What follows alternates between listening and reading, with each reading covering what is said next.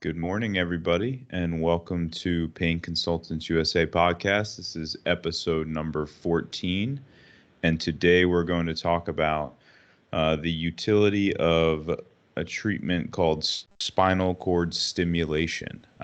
This is something that some patients may have heard of, some patients may have experience with having a trial, some patients may have a spinal cord stimulator implanted in their spine. So we're going to talk about why this treatment may or may not be good for a patient and how it works and things that can go wrong with that if you get that kind of treatment. So Dr. Connor is here as always. Good morning, Dr. Connor. How are you today? Morning, Dr. Bonner. We're doing well. Yourself? I'm doing great, thank you. So I guess we could start with maybe a little overview of what a spinal cord stimulator is and why. Maybe we can go into why it can maybe offer relief to certain patients. So maybe want to start with like what the spinal cord stimulator is. Yeah. So I kind of compare it to a pacemaker for the spine, right? So spinal cord stimulation falls under a broad umbrella term of neuromodulation. So patients might see that term being used. And within that umbrella, you have deep brain stimulators, which some people will use for movement disorders, spinal cord stimulators, peripheral nerve stimulators. But specifically, the spinal cord stimulators, it's the use of electricity to treat chronic nerve pain. Years ago, we thought it was just a way to kind of distract the body from the pain you were feeling. But we've actually, with research over the last decade or so, we've really learned that these are pretty complex devices. And when you apply electricity to the backside of the spinal cord, right, these little wires, you place them along the back of the spinal cord, can actually help to affect pain signals and can hopefully make you feel better. And again, this is pain that's primarily nerve related, right? There's pain that's bone joint pain. Stimulator is not going to help with that, but we're really targeting nerve pain with this. Has it, I mean, this is totally unrelated, but has it ever been tried for bone and joint pain? Is there some, maybe there is some utility in that sense. I don't know. I'm just curious if you are aware of that. I'm not sure of any specific studies just for that, but I can tell you, like, firsthand experience, arthritis, pain of the back. Right. Doesn't seem to help. Not really. I mean, we've done it for people with like SI joint issues where you actually stimulate like the lateral, like the sacral nerves. It's kind of so-so. It's kind of mixed, but it's usually really well for nerve pain going down like an arm or a leg. Yeah. And this idea has been around for a long time. But would you say that really recently is when kind of maybe the technology's exploded a bit? It seems like that's the case. Yeah. Been around since I think the mid to late 60s. But with time, obviously, technology has exploded in this field. And I think it's kind of due to a couple of reasons. But one, and we've touched on in previous podcasts, was kind of the boom in surgical procedures and fusions that were done in the 90s and early 2000s. Spinal cord stimulation, the number one reason it's performed in the United States is for people who've had failed back or post-laminectomy pain syndrome. So they've had back surgery or neck surgery and continue to have pain. So as that kind of boomed and was overutilized in a lot of cases, stimulation had become more popular. And I would say probably over the last 10 to 12 years, the technology has exploded. It's a lot better than it used to be. And it's evolving. It seems like every year or two now, companies are coming out with newer stimulation programs, and the IPG, which is the battery, which, for people with pacemaker battery kind of up in the chest, same kind of thing. That's where all the technology is. And that's where all the programming comes from and things like that. So that's exploding. And my understanding of the way this primarily works is the old like gate control theory of pain. Is that still thought to be the primary mechanism in your eyes, or I understand that we're seeing a lot of different mechanisms maybe coming together to make it work, but we could talk. I talk about the gate control theory a little bit with patients when I'm kind of describing to them certain conditions and things. Is that kind of the main way this works still, or are we Well, thinking other things now? that was kind of the simplified version. Yeah, You apply electricity to the backside of the spinal cord. It kind of blocks the other pain signals that are being transmitted. right. Um, we've I always learned, describe kind of how if you like bump your arm on a table and then you rub your arm and it makes it feel better. The idea there for patients is that you're blocking your brain's ability to sense the pain by giving it another stimulus. And so you could think the same thing in terms of putting that stimulus on your spinal cord and stimulating the nerves. You're blocking the ability for your brain to sense the pain signals that are coming from your body. And you're giving it really another signal now. We could talk more about the differences between the older versions. I think a lot of people with older spinal cord stimulators probably feel some type of sensation instead of pain, like some kind of vibration or what we call a paresthesia, like a tingling. But the newer ones, I think, are better at kind of just not really giving you any sensation. I think you could probably speak better to that. But for patients, that's what the gate control theory really is. It's like if you give your brain one sensation to experience, it can't experience the other one. So if you rub your arm or you put something that's vibrating on your arm where it hurts, it blocks the signal of pain. yeah, that's a great explanation and description. So stimulation does that, but we've also learned that it actually has a lot of it changes a lot of like the neuropathic or nerve pathways within the spinal cord. It actually can affect the nerves themselves in the limb, um, the spinal cord, right, where the nerves come in and the tracks within the spinal cord, and then even at the brain level. So I always tell patients, you think about like chronic nerve pain, like the light switch in the wall, right, with the electricity running through and turning your lights on. Normally, when you don't have pain, the lights are off. When you do have pain, the lights are on, and the light switch is on, electricity's flowing through the circuit. Chronic pain, the light switch should be off, but the light switch is always on, right? And you Mhm. can't turn it off. So the Yeah. stimulator kind of puts that light on a dimmer. And hopefully for most patients, that dimmer, it gets it pretty dark, right? And Yeah. the way it does that is in a simplified version, all the signals that are going on in the nerve in the spinal cord that kind of keep that nerve firing or keep that light switch on, the stimulator does the exact opposite. So it gives signals to kind of calm the nerve down. Um, and there's some newer studies out there that can even affect kind of pathways up in the brain, which is interesting. I mean, it's Right. very basic research thus far, but you'll hear a lot of companies talking about it.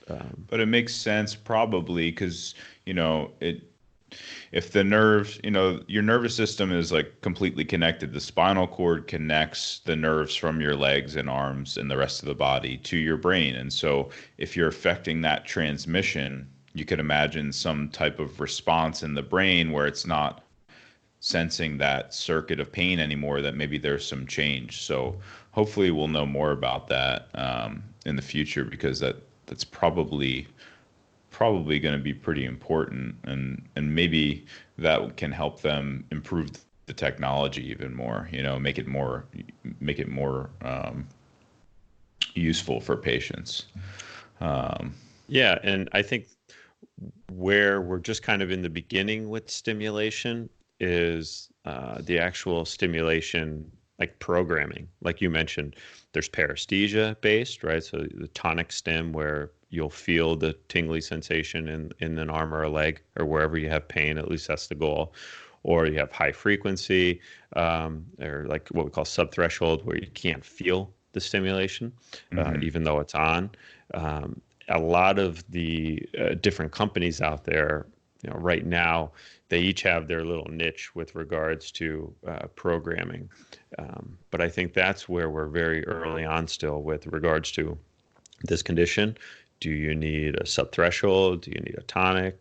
Should it go back and forth to minimize like the body getting used to it? So the research from that standpoint isn't really there yet to say, okay, for this issue, this would be best, or know what, 23 hours out of the day, you should be run this way, or vice versa. So I think there's a big avenue there that can still be studied.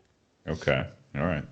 So maybe we should talk about which patients might benefit from this, because we don't want anyone with chronic pain to think they should be looking for a spinal cord stimulator. This is kind of this is for some very specific conditions. So I think you mentioned already people with previous spine surgery who develop chronic pain.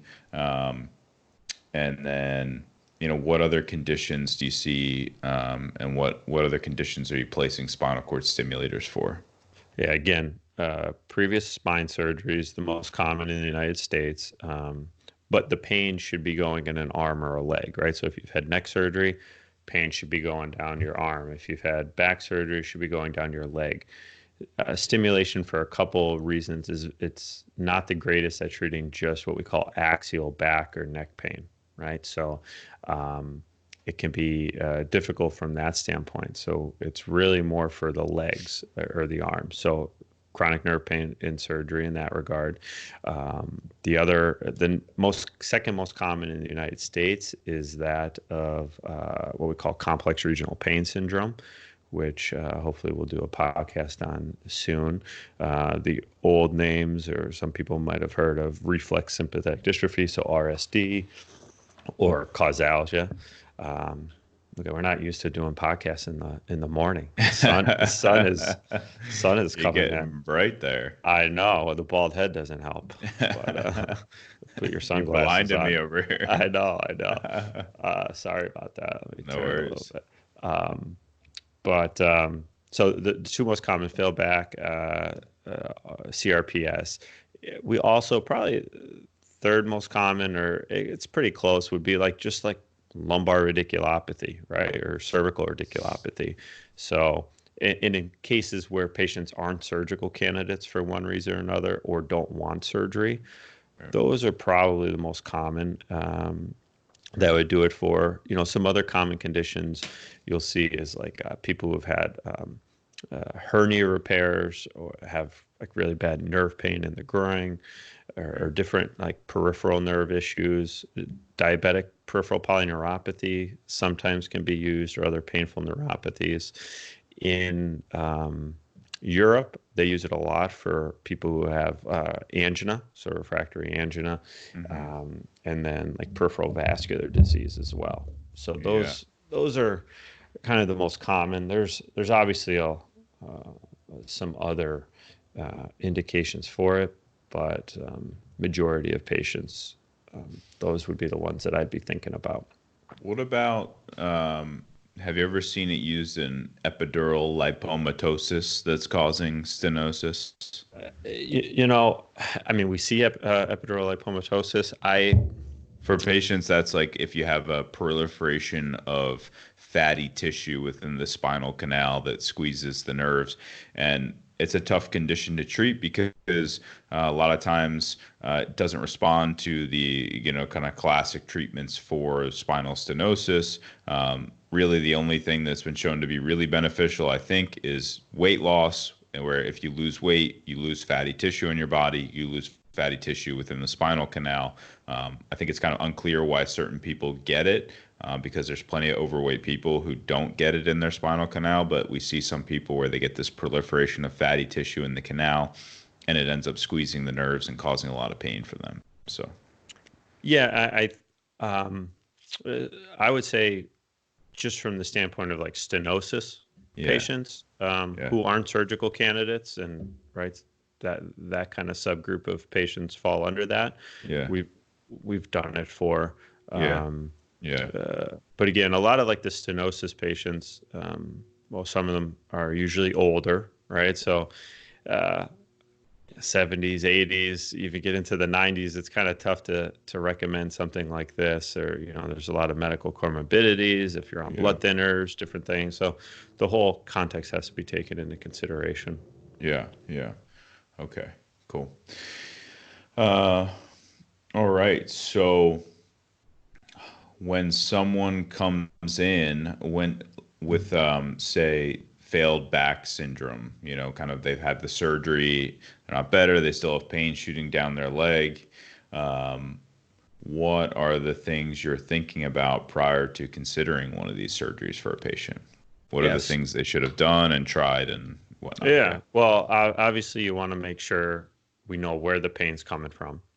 So, if they've had surgery and imaging looks fine and there's no real scar tissue or there's, the nerves look fine, that would be one reason to kind of question where the pain's coming from.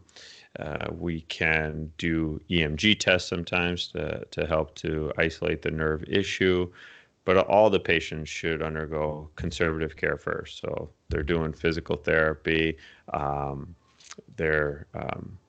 We might have tried injections if appropriate. Mm-hmm. Now, I could tell you epidurals post surgery, post fusions especially, it's kind of 50-50. Mm-hmm. We'll try them sometimes, but it's difficult for them to work, especially when there's a lot of scar tissue. We'll also, if they're having a lot of back pain with it, we'll make sure the back pain and some of the leg pain is not coming from like an adjacent segment, so like an SI joint or a facet joint. And the other thing, when you live with chronic pain, you want to make sure patients, aren't too depressed, right? It's the depression doesn't necessarily have to be causing the pain, but when you live with chronic pain, it can wear on you. So it can definitely make the pain worse. So we want to rule out any underlying severe chronic depression, things like that. Yeah. And so if you send them for that evaluation for depression and it comes back they have depression, does that rule them out as a candidate, or do they need treatment and then stabilize that and then they can be a candidate, or how does that work? So part of the workup for stimulation. So if everything else has been tried, there's no more surgeries that could be done, and we're considering a spinal cord stimulation, two things have to be done. One of them is a pre-procedure psychological evaluation, which is appropriate. It should probably be required before back surgery as well in some cases. But great idea. Those patients, and what the psychologist will often recommend, psychologist or psychiatrist, if they think there is a large component of like an adjustment disorder or depression associated, they might recommend CBT, so cognitive behavioral therapy, in addition to or prior to stimulation. There's been some cases where the picture is kind of difficult, right? Because they only have to meet with the psychologist really once before a trial. So sometimes, they'll recommend, if the trial isn't successful, maybe we'll even consider some of these treatment strategies. So, right. But I think it's useful. Right. Okay, great. So I think we covered a good amount kind of about what it is, why it might work, about kind of things leading up to it. So, what should a patient expect if they're going to go through with a spinal cord stimulator? I mean, we start with a trial. So can you tell us a little bit about the trial and how that works? Yeah. So I guess the one other thing to say leading up to a trial, you should have imaging of your thoracic or cervical spine, right? So if you have low back, so lumbar spine surgery and the pain going down the legs, the wires actually end up in kind of your mid back area. So for females, it's kind of at like the bra line, right? So we do all our work above bra line and below, but we do all our work above the lumbar spine. So we could easily avoid any surgical areas or where there might be scar tissue. So you need a picture of the thoracic spine to make sure there's enough room for the leads to go in, right? Some people have stenosis or narrowing in the canal and not have any symptoms or not even know about it. but that makes passing the wires, which are like little spaghetti type wires, real thin, but through that area. So if you have stenosis there, well, it might not be safe to do. Same thing goes for the neck, right? You want to make sure if it's a neck and arm pain patient, you want to make sure the cervical spine has enough room. So then once we get to the trial, right, the nicest thing about stimulation is there is a trial. So usually it's a week long, sometimes There's a little shorter. supposed to be a trial. I've seen patients who have not had trials and just had a spinal cord stimulator placed. So that exists. I've seen it happen. I have no idea how that happened, but yeah. But yeah, so the the nice thing is there's a trial, right? So around a week period. So it's just same day procedure. It's pretty much you do an epidural, you get into the epidural space, which we've talked about before, and then you pass the wire through the needle. You take the needle out. So half the wire's inside you on the backside of the spinal cord, other half is sticking out. You tape it down to your back. You go home with a little remote control kind of phone to control it. And you're in touch with the rep usually every day or every other day during the trial, as long as everything's going well. You could turn it up, off, switch between programs. Then you come back into the office a week later. You lay down on an examination table. Doctor or provider will just take the leads out. They come right out, and then just get a Band-Aid.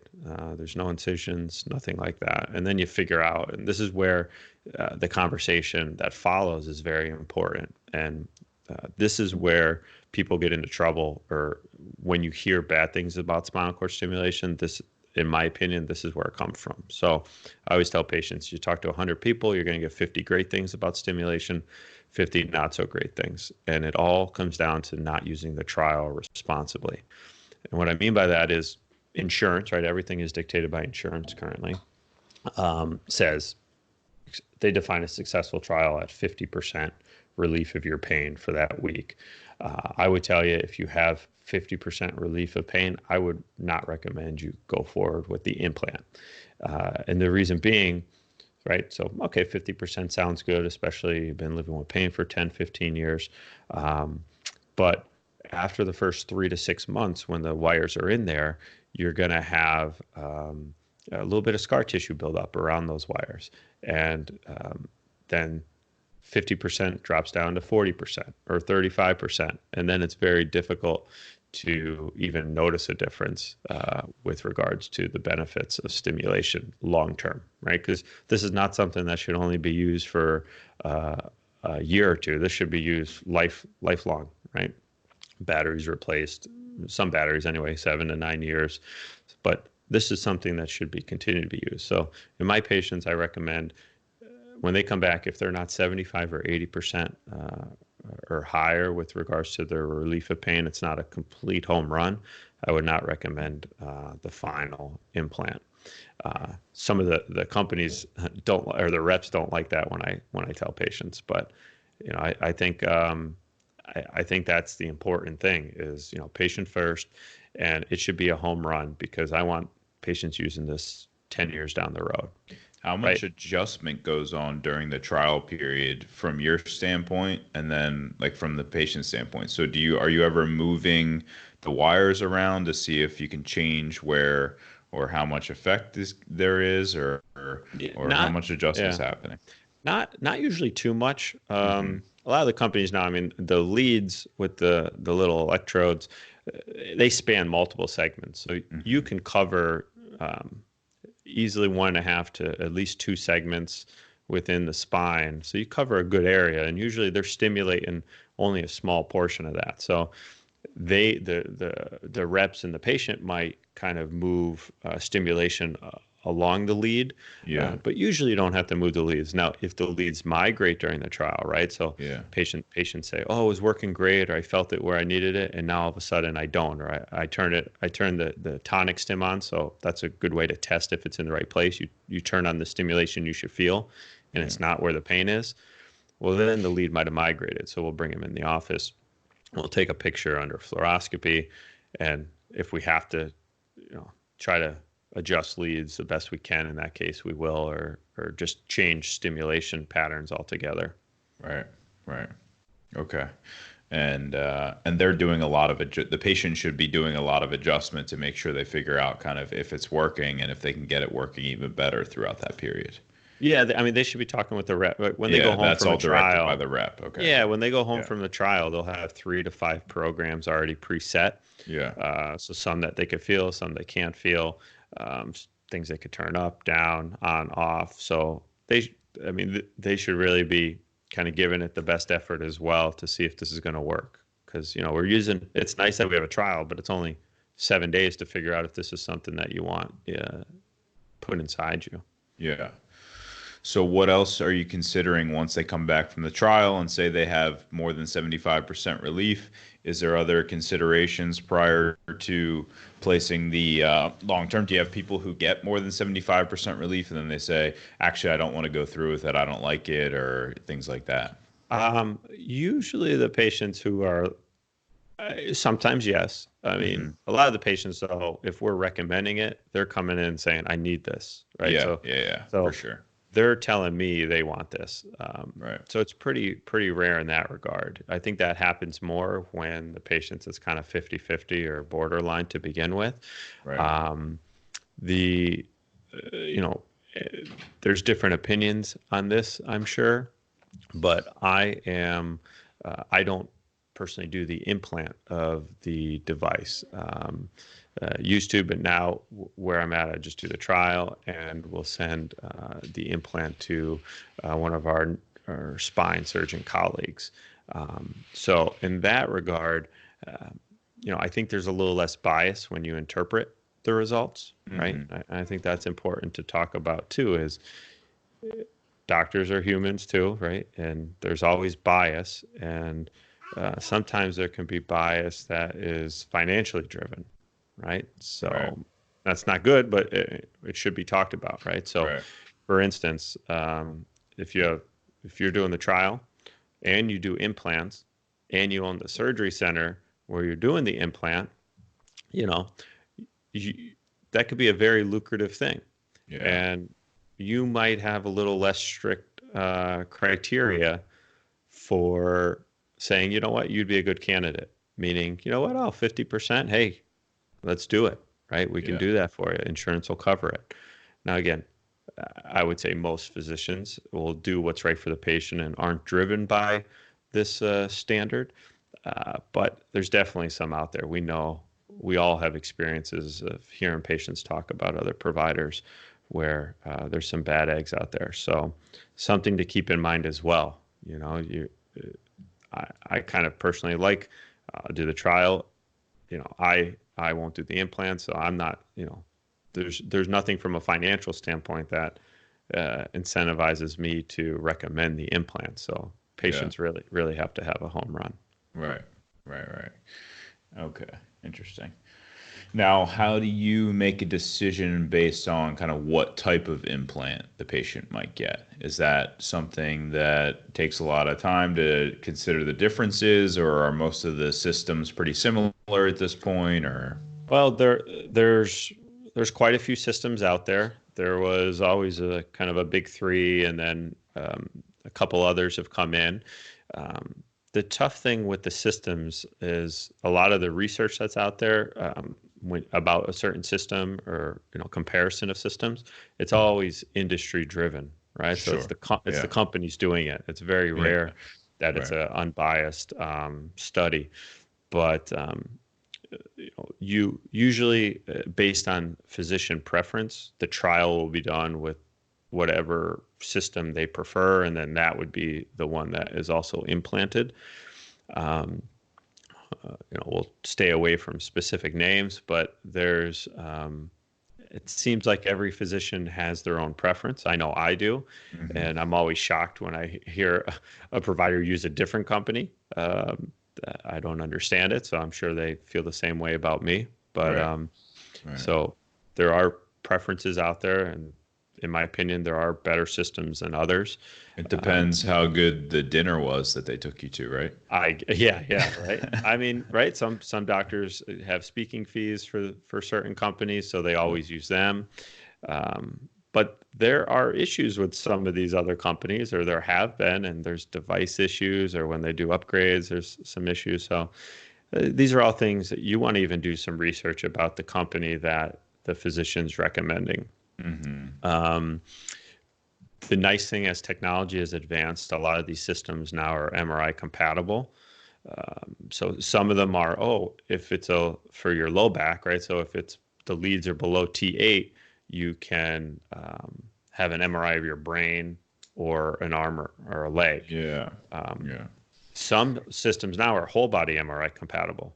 Yeah. So in some of our younger patients, the trial doesn't matter so much, but we'll recommend to the surgeon and make sure we tell the patients, hey, we want full body MRI compatible system. Now, this has annoyed me a couple times. I'll have the surgeon or hear the surgeon say, well, I don't like that. I like using this kind of lead because I'm used to using this lead. Well, the damn surgeon doesn't follow up with these patients for the rest of their life, right? We're the ones following up with them. So sometimes that's a little frustrating. So you want to work with a surgeon that understands that and is willing to kind of adjust for the patient.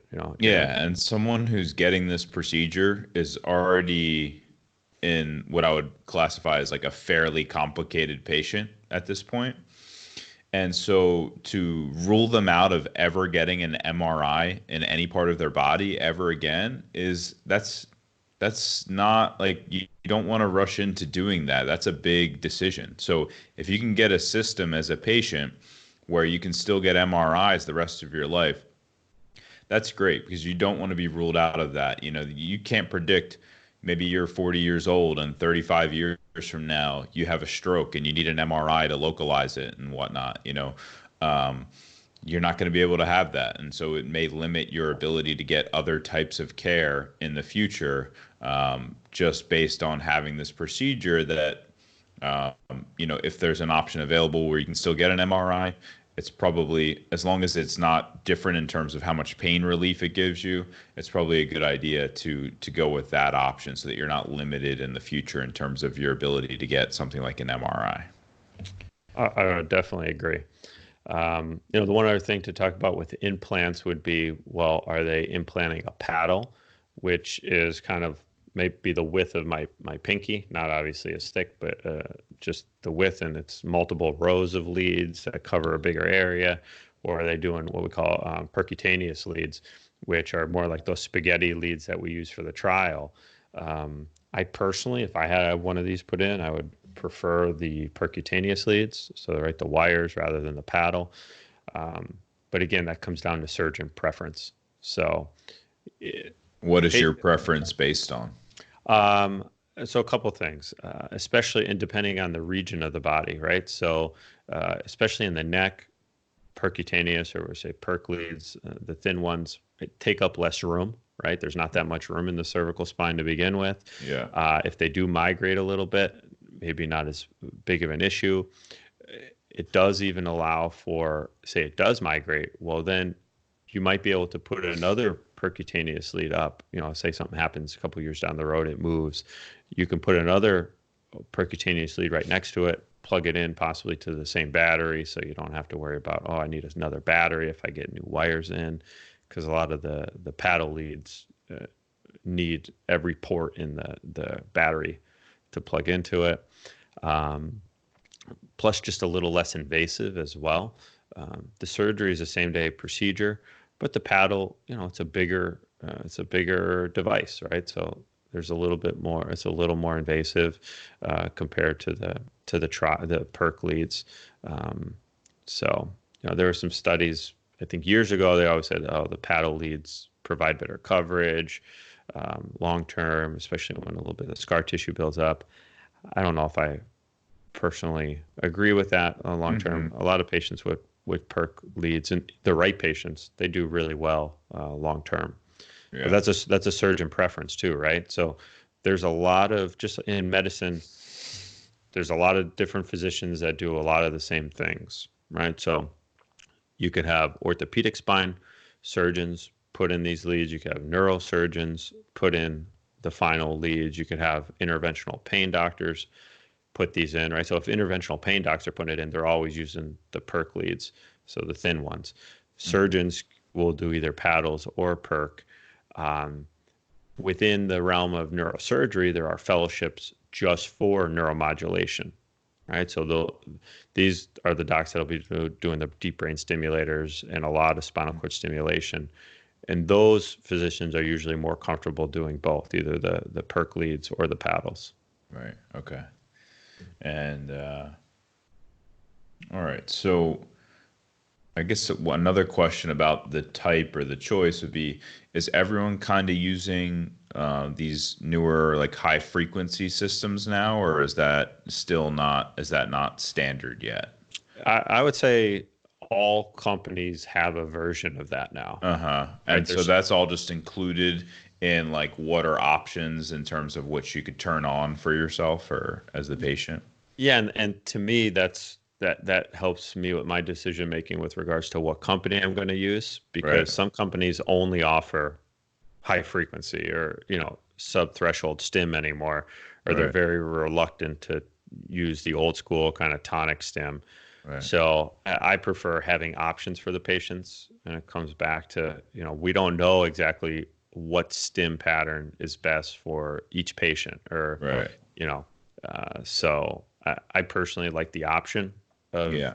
being able to do kind of old school stim and new school, or switch Right. between the two. Right. So Right. Okay. Yeah, it makes sense too. I mean, it's good to have options in terms of maybe one day people with chronic pain don't feel the same every day. So I think if anyone's listening to this with chronic pain, that, some days yeah, you feel pretty well, other days you feel terrible. So, yeah. Pain and it, changes with time yeah, too. exactly. Yeah. Yeah. And long term, do you find that people do pretty well with this? I think, you said that it should be like a lifelong thing if you're going to get it, but what is the typical kind of decrease in relief maybe that a patient Well, sees? you can definitely see over time Hmm. uh, the relief can decrease, and partly that could be, scar tissue buildup. It could be some minor lead migration, um, or just kind of pain changing with time. So, and it's a little tricky because in our, say, failed back population, right? I would say most people are kind of middle age and have had the issue for a long time. So they're going to have the stims in for a decent amount of time, but we're hoping to get a good 20 years of coverage or so, maybe a little longer. Some Hmm. of our CRPS patients, they might even be younger. The tricky part with that is the studies have shown the earlier you treat CRPS, no matter what treatment you're doing, the better chance you have long term of positive effect. The longer it goes before you treat it, less efficacious a lot of the treatments are. So, Hmm. but so then, do you jump into stimulation sooner because there's a better chance of it working? Hmm. But then they're younger as well, so it's Right. these are tough decisions and conversations you have to have with the patients. Some of our older patients with the stenosis and different things, if they're maybe our goal is to get the next 5 to 10 years out of it, to keep Right. them a better quality of life. So Right. it is individualized, and the goal is to, once it's in, that it's a permanent thing. But are there cases where it doesn't work that way? There are. Yeah. One of the reasons maybe percutaneous or those thin wire leads are better, it because the systems can be removed, right? Hmm. So easier to potentially remove those thin wire leads, Sure. rather than the big paddle as well. Makes sense. Makes sense. Um, okay. What else do you think is important about this topic for patients? No, I think we covered pretty well. Y- you know, it all comes down to the trial, in my opinion. Yeah. And I just want my patients, and I know we both want just patients to be educated on all the options, right? Right. So, and there's bias everywhere in medicine, right? If you primarily treat with a surgeon who doesn't do STEM, well, STEM doesn't work, right? Yeah. Right. If you treat with somebody that does stim all day, every day, everybody's a stim candidate. Yeah. Yeah. So, you really need to have a trusted healthcare professional who knows about these options, but also can have an unbiased view to help kind of guide you in your decision making as a patient. That's it. I think that could be said for everything in medicine.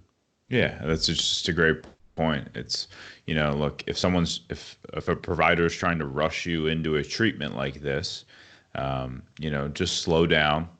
This is not an emergency treatment. This is not even an urgent treatment. This is a long-term decision that needs to be made with some patience and with some thought. So if you have um, if you have questions or doubts about it, find another provider who does it, and go see another provider and ask them what their thoughts are, and just get as much information as you can. Hopefully this podcast helps you out a little bit with that, and there's lots of other information that can be found out there. So, but don't rush into it. Get as much information as you can. Make sure you get a trial, and make sure that trial helps you if you're going to get the long-term implant. The one thing I would add to that, right? And I know we've talked about this with some of our other podcasts.